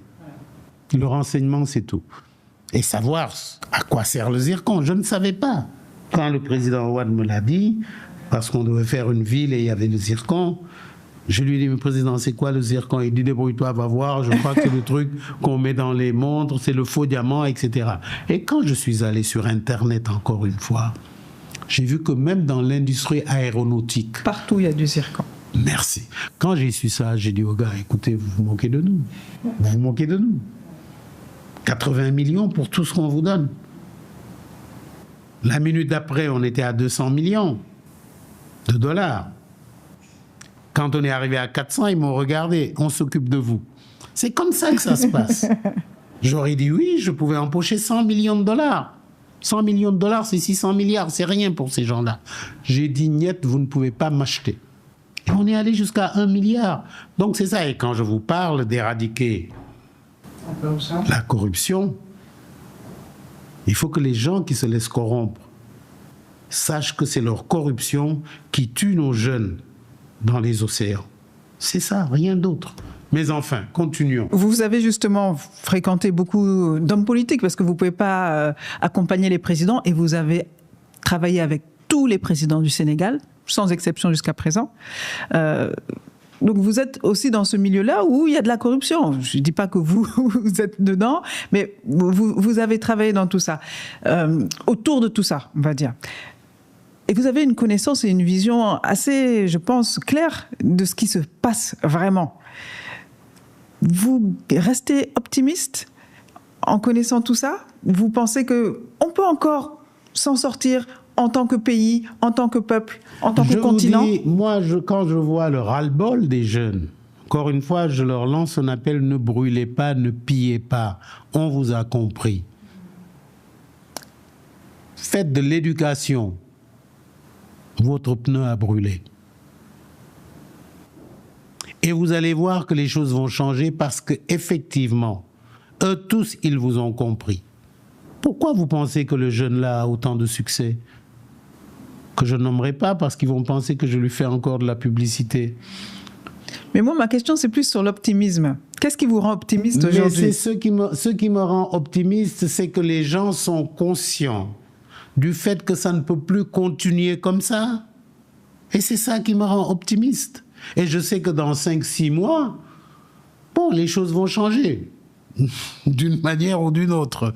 Mais les choses vont changer. Et qui que ce soit qui sera là sera obligé de faire ce que les jeunes demandent. Ils veulent que ça change de manière radicale. Ils veulent leur part du gâteau, parce que gâteau bi nak ñepp ko bok. Ils veulent leur part du gâteau dans la plus grande transparence. Mais pour qu'ils aient leur part du gâteau aussi, il faut qu'ils fassent quelque chose de fondamental. Il faut qu'ils augmentent leurs connaissances. Et il faut qu'ils acceptent d'apprendre. Et encore une fois, permettez-moi de revenir sur le numérique et sur les nouvelles technologies. Par la grâce de Dieu, aujourd'hui, nous avons les moyens d'éduquer presque tout le monde. Parce qu'encore une fois, à l'indépendance, le Sénégal était devant la Corée du Sud. Devant les deux Corées d'ailleurs. 50, 60 ans après, on est loin derrière. Pourquoi? Ils ont éduquer leur peuple. Il y a un seul mot. Il n'y a pas que ça. Hein. Il y a aussi un régime un peu... Il y a la discipline. Je ne parle pas du régime un peu machin, mais il y a la discipline. Là aussi, je me souviens d'une rencontre que j'ai eue il y a une vingtaine d'années en Corée, où j'ai été et où j'ai justement rencontré les étudiants sénégalais qui étaient là-bas. J'ai dit, mais analysez la situation. C'est des gens disciplinés. Vous, quand on vous voit à l'arrêt du bus, que vous voulez, parce que vous voulez être le premier, rentrer dans le bus par la fenêtre, vous ne pouvez pas bâtir une nation comme ça. Ce n'est pas possible. Donc la discipline. Écoutez, c'est tout. Tout à l'heure, vous avez parlé de mindset. Il y a le mindset d'abord, y croire, ne pas avoir peur, et puis le comportement, donc la discipline, et puis les connaissances. Les connaissances. Si vous n'avez pas ça, vous n'avez rien. D'accord. Et surtout, il faut que nos gouvernants puissent redonner l'espoir aux jeunes en faisant ce qu'ils doivent faire. Le suivisme, c'est terminé. Ça ne vous a pas dérangé de travailler avec certains chefs d'État, justement, dont on savait, parce que je pense que vous avez travaillé même avec Mobutu, ils ne donnaient pas forcément à leur peuple ce à quoi ils avaient droit. Ça ne vous a pas dérangé, vous qui êtes un homme? Ça ne m'a pas dérangé parce que ce que Mobutu aimait en moi, c'est que je lui disais la vérité, en toutes circonstances. Mais Mobutu avait quelque chose d'extraordinaire. Malgré... Non, mais parlons-en. Malgré tout ce qu'on peut lui reprocher, c'était un grand patriote. D'aucuns me diront, patriote, oui, pour sa poche d'abord. Peut-être bien que oui, peut-être bien que non. Mais c'était un patriote qui avait mis son pays, je ne parle pas de l'intérêt, mais son pays au centre de tout. Moi, je vous donnerai une petite anecdote pour vous dire que je n'ai jamais été gêné. Je lui disais la vérité. Et c'est peut-être à cause de ça qu'il avait beaucoup de considération pour moi. Il me dit, fais-moi un palais à Mbandaka. On prend l'hélicoptère, on descend à Mbandaka. Il est avec son épouse, je suis là. On marche pour aller voir le site là où je dois faire le palais. On dépasse une école où il n'y avait pratiquement pas de banc. On s'arrête. Je dis, maréchal, vous savez quoi? Je ne vous ferai pas de palais ici, tant que vous n'aurez pas construit cette école-là. Il me regarde, il me dit, mon vieux, toi, avec toi. Je dis non. L'école d'abord, le palais après. Et vous savez quoi? 6 mois après, on a inauguré l'école. Le palais n'a jamais été fait parce que quand on a commencé, il a commencé à avoir ses propres problèmes. Donc, c'est le genre de choses. Kinshasa, qu'est-ce que je faisais avec lui? Je n'ai pas fait de palais. On devait construire l'hôpital le plus moderne de toute l'Afrique centrale, le grand hôpital de Kinshasa. À l'époque, déjà 100 millions de dollars. Et je le lui ai imposé. C'est ce que je fais, moi, dans mon compagnonnage avec les chefs d'État. Je leur dis la vérité. Tout comme celui-là, je lui dis les vérités. Parfois, on s'entend, parfois, on ne s'entend pas. Parce que je lui dis ce que je pense. Surtout maintenant. Quand vous dites celui-là, vous pouvez dire son nom? Celui-là, mon président, oui, le président Macky Sall. Qui, comme il dit... Vous ne voulez même pas dire son nom? Non. Moi, j'ai beaucoup de considération pour le président Macky Sall. Il a fait des choses extraordinaires. Donc, j'étais le premier, en tout cas un des premiers, à lui dire de ne pas demander un 3e mandat. J'ai pas peur de le faire, de le dire. Et quand il a renoncé, le lendemain, il m'a vu. Alors, Pierre, tu es content? Je lui ai dit, oui, monsieur le président, je suis content pour vous, je suis content pour moi, je suis surtout content pour le Sénégal. Donc, j'ai pas à rougir de mon compagnonnage avec qui que ce soit. J'ai été très transparent avec eux tous, y compris le président Diouf. On fera les anecdotes. Je suis en train d'écrire un livre sur mes anecdotes avec les chefs d'État avec lesquels j'ai eu à travailler ou à cheminer. Donc quand vous voyez sans indulgence l'état de votre conscience, tout va bien pour vous? Je vois que vous avez appris la fable. N'est-ce pas?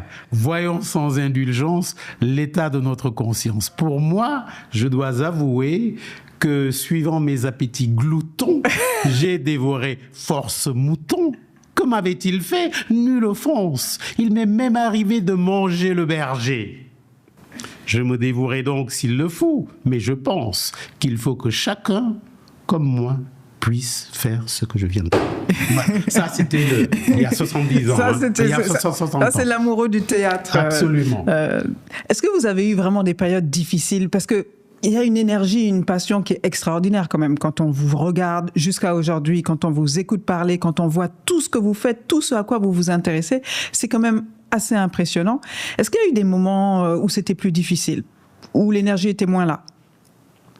L'énergie est toujours là, mais même dans des moments difficiles, comme tout le monde, j'ai eu des moments très difficiles, mais je me suis résigné à dire que ça fait partie de la vie. Comme disait Abdou Diouf, puisque vous parlez des chefs d'État, il disait que ce n'est pas que le chemin soit difficile, c'est que c'est difficile qui est le chemin. Il ne faut pas se faire d'illusions. Il m'arrive très rarement de ne pas dormir, mais il m'arrive de ne pas dormir. Vous savez, j'ai un de vos collègues, qui une fois, quand je parlais de mes projets faramineux, parce que j'ai toujours eu beaucoup d'ambition, il me dit, vous êtes là à parler de milliards, moi j'ai même pas de quoi prendre le Ndiagandiaï pour rentrer chez moi. Je lui dis, mon cher, toi, si tu as un problème, c'est un problème de 10 000, 20 000, 30 000, 100 000. Tu peux toujours trouver quelqu'un comme moi ou un autre qui te dépanne. Mais moi, quand j'ai des problèmes, c'est des problèmes de milliards. Et je peux ne pas en dormir. Vous savez, Dieu, dans sa plénitude, a fait des choses avec un équilibre extraordinaire. Le bonheur, ce n'est ni l'argent, ni les considérations. Vous pouvez avoir beaucoup d'argent, j'en connais, et qui sont malheureux comme tout. Vous avez des gens qui n'ont rien et qui sont heureux. Comment faire combiner les deux? Je m'évertue à faire ça. Et encore une fois, pour moi, je ne peux pas dire que l'argent n'a pas de valeur, mais ce n'est pas l'essentiel. Au moment du Covid, vous êtes tombé malade. Ça a été assez dur, je pense. Comment vous l'avez vécu et qu'est-ce que vous en avez tiré comme leçon? Je dois d'abord dire que j'ai pu vaincre la Covid à cause de mes enfants et de mes gendres. Oui. Parce qu'ils étaient là. Quand bien même c'était contagieux, ils ont voulu venir dormir dans ma chambre. Et je crois que c'est une des choses qui m'ont donné la force de tenir. Et là également, la Covid, je crois, qui est une grande leçon d'humilité pour que nous puissions savoir que nous ne sommes rien. Quand ce virus-là te prend, tu ne peux plus rien faire de toi-même. Tu es à la merci de Dieu. Et ça vous fait revenir sur l'essentiel de la vie, qui n'est ni l'argent, ni les biens d'ici-bas. Je crois que c'était ça le message de la Covid. Il y a également que la Covid nous a appris à travailler autrement. Le télétravail. Quand je parle de télééducation, vous voyez ce que la Covid a fait. Donc, oui, c'était des moments difficiles. Mais moi, j'essaie toujours de trouver des parts positives dans les épreuves. C'est très important. Mais encore une fois, ça vous fait, encore une fois, vous rendre compte que vous n'êtes rien. Vous n'êtes rien, mais vous êtes tout. Intéressant. Vous êtes tout. Qu'est-ce que vous voulez dire par là? Vous êtes la vie, vous êtes tout, c'est autour de la vie que tout doit se construire. Or, la vie, ce n'est pas que les biens matériels. La vie, ce n'est pas l'argent. Encore une fois, vous avez des gens qui sont fortunés et qui sont malheureux. Qu'est-ce qui compte le plus pour vous? Je crois que c'est la famille et les amis. Parce qu'en dehors de ça, tout le reste, c'est quoi? On aurait pu parler de plein de choses parce que vous avez plein de projets, vous avez fait plein de choses. On arrive vers la fin, mais j'ai un petit questionnaire à vous soumettre avant de vous laisser. Mais avant ça, je voudrais revenir sur une question parce que vous avez parlé de plein de choses et vous n'avez pas parlé de Dieu et pourtant je le sens très présent dans tout ce que vous dites. Oui, pour moi, Dieu, c'est l'architecte suprême. Et nous lui devons tout. Votre foi a une place importante? Oui, mais ma foi, elle est, je ne veux pas dire plurielle, j'ai une foi plurielle. Vous voyez, il y a des enseignements que j'aime dans le Coran. Il y en a que j'aime dans ma religion catholique. Je dois dire, pour m'en féliciter et m'en réjouir, que le Sénégal, en la matière, est une nation, un peuple extraordinaire. Parce que nous n'avons pas instrumentalisé la religion. Et encore une fois, pour parler comme Senghor, nous avons élu notre peuple, qui a 90-95% de musulmans, à donner un exemple au monde entier, en élisant et en le réélisant un chrétien catholique pratiquant à la tête de la nation. C'est ça qui fait la beauté de ce peuple-là.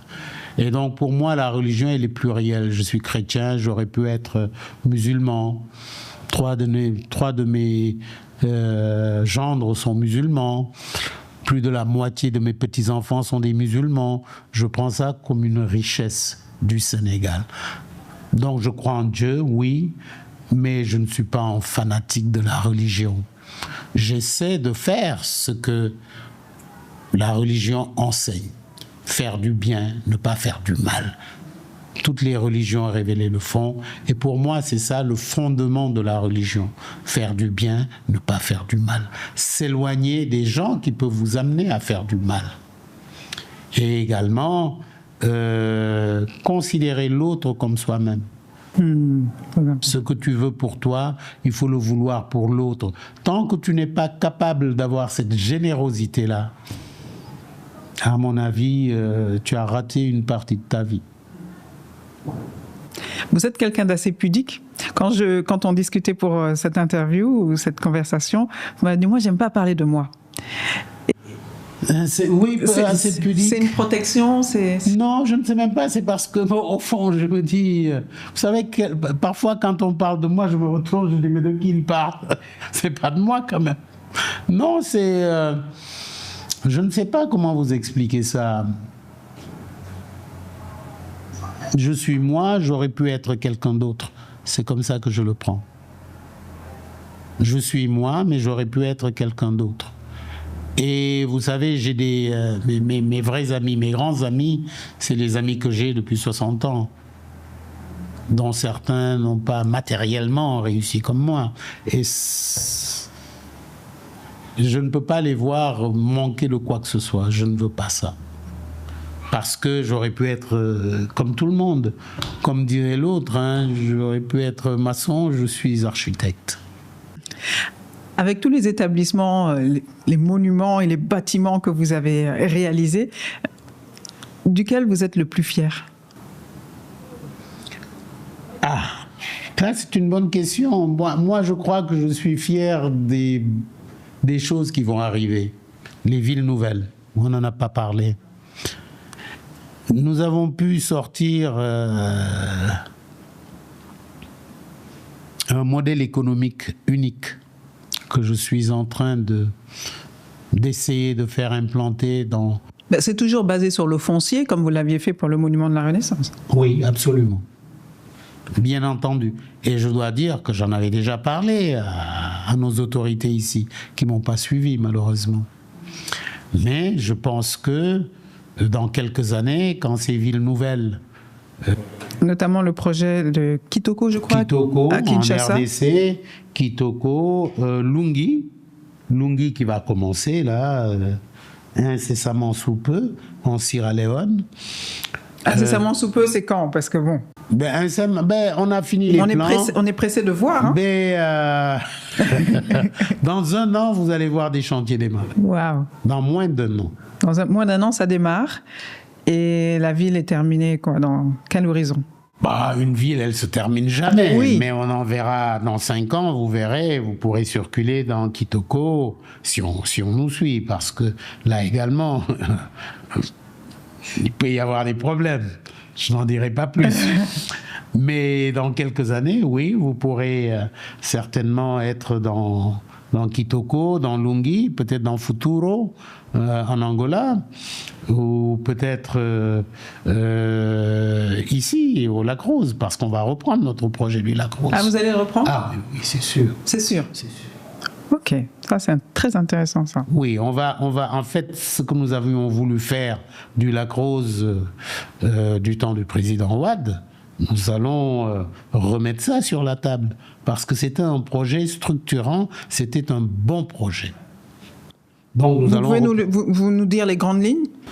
Oui, mais c'est toujours, comme je vous ai dit, basé sur le foncier, créer une SPV, faire une ville nouvelle, moderne, structurée. Je n'ai rien contre Diamniadio, hein, que ce soit très clair. Il m'est arrivé de féliciter le président d'avoir eu le courage de le faire. Bon, seulement, je pense qu'il faudrait en faire une relecture. Et au Lac Rose, on va vous déployer un modèle économique du genre de ce que nous faisons actuellement dans les autres pays, et nous demanderons aux autorités nouvelles, n'est-ce pas, même s'il y a une continuité, pourquoi pas, mais enfin, ça sera du nouveau, parce que je suis sûr que celui qui viendra, encore une fois, pour parler comme Senghor, fera une relecture de ce qu'il aura trouvé. Mais enfin, donc nous allons mettre ça sur la table et redonner l'espoir, justement, parce que c'est par ces structurations économiques que nous allons créer la richesse, que nous allons éradiquer la pauvreté. Parce que pour moi, c'est important. Mais bien sûr, tout ça, ça passe par la guerre à la corruption, la bonne gouvernance. La bonne gouvernance, l'éducation, l'orientation de l'éducation. Parce que ne laissez pas les enfants faire ce qu'ils veulent. Non. On leur dit, si vous voulez une bourse, écoutez, j'ai rien contre les littéraires, hein. J'ai rien contre les littéraires. Mais si vous voulez une bourse, plus vous irez vers les métiers technique, plus vous aurez une chance d'en avoir. Moi, je pense que ça dépend quand même de la personnalité de chacun. Il y a des gens qui doivent aller vers leur passion, parce que c'est comme une vocation pour eux. Et puis, il y en a d'autres, effectivement, qui peuvent se permettre... Je suis d'accord, mais quand vous avez 80% des gens qui ont une passion pour quelque chose très utile, mais qui ne règle pas les problèmes, à la fin de la journée... Bon, donnez-leur des incitatives, comment on dit Incentive pour aller vers des carrières qui peuvent leur assurer du travail. Et plus que du travail, de la prospérité. La prospérité, j'aime pas trop ce mot-là, d'avoir de quoi vivre décemment et utilement. Plus utilement. Tout le monde est utile, hein. Attention, j'ai failli être metteur en scène, donc tout le monde est utile. Mais quand vous vous rendez compte que peut-être 70% de vos enfants vont dans des carrières qui ne leur assurent pas un travail après, pourquoi allons-nous à l'école? C'est pour pouvoir demain subvenir à nos besoins. Quand vous avez 70% de littéraires, vous savez, j'ai un neveu, je donne toujours cet exemple-là, qui est venu me voir un jour, il était à la fac. Ils étaient 1500 dans l'amphithéâtre. 1500. 500, c'est beaucoup. Fac de lettres. Je lui ai dit, écoute fiston, aujourd'hui tu vas arrêter. Je vais t'envoyer sur un chantier à Malabo, tu vas apprendre à être entrepreneur. Là, c'est entrepreneur. Aujourd'hui, il a une grande entreprise de construction, il gagne des millions et des milliards. Parce que je l'ai arrêté. Je lui ai dit, mon cher fils, tu ne vas pas continuer pour être chômeur après. Et c'est ça. Et c'est encore une fois pourquoi je vous dis qu'il faut que nous ayons les états généraux de la jeunesse, y compris de l'éducation. Je sais qu'il y en a eu 36 000. J'ai critiqué le dernier. Quand j'ai dit, vous êtes en train, encore une fois, de rater le coche, on ne m'a pas écouté. On a fait comme avant. Et encore une fois, et je termine par ça, il faudrait que nous puissions nous départir de notre héritage de pays francophones pour devenir pays franco-anglophones. Franco-anglophones.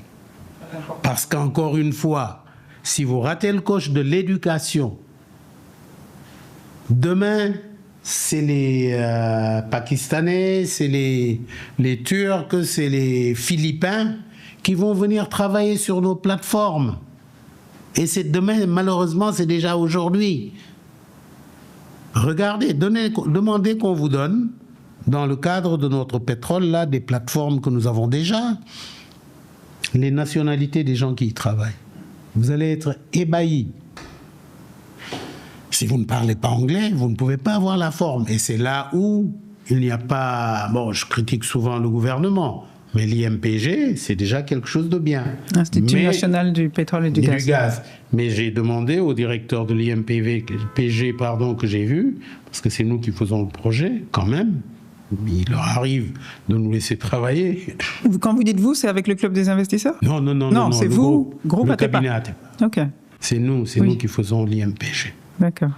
Alors, je lui ai dit, quid de l'IMPG virtuel ?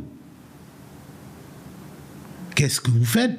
Parce que j'estime que former même 1000 personnes par an, c'est pas suffisant. Vous devez en former 10 000 par an.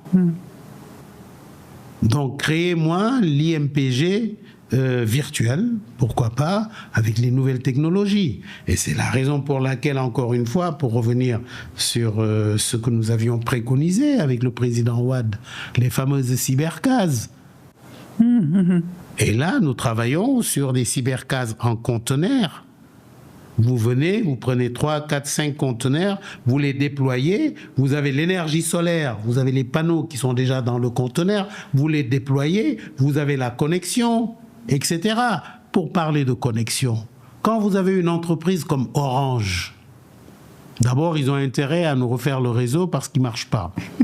Vous avez une entreprise comme Orange qui vous dit qu'ils ont un bénéfice de 400 milliards, 500 milliards. Et vous ne leur imposez pas de mettre des cybercases dans 3000, 4000 villages. C'est qu'il y a quelque chose qui ne marche pas. Enfin, bref, on aura une autre occasion pour développer tout ça. Avec plaisir, parce que c'est vrai qu'il y a encore pas mal de choses dont on pourrait parler. Juste le questionnaire de la fin. Quel est votre principal trait de caractère ? Il m'arrive d'être autoritaire. C'est votre principal trait de caractère ? Oui, je crois. À la fin de la journée. À la fin de la journée, peut-être trop, il faut demander à mes filles. Surtout à Diane, parce qu'elle subit ça tous les jours. C'est elle qui subit ça. Ok. La qualité que vous appréciez le plus chez les autres ? La générosité. Le défaut qui vous gêne le plus chez les autres ? La corruption et le mensonge. Quelle est votre définition du succès ?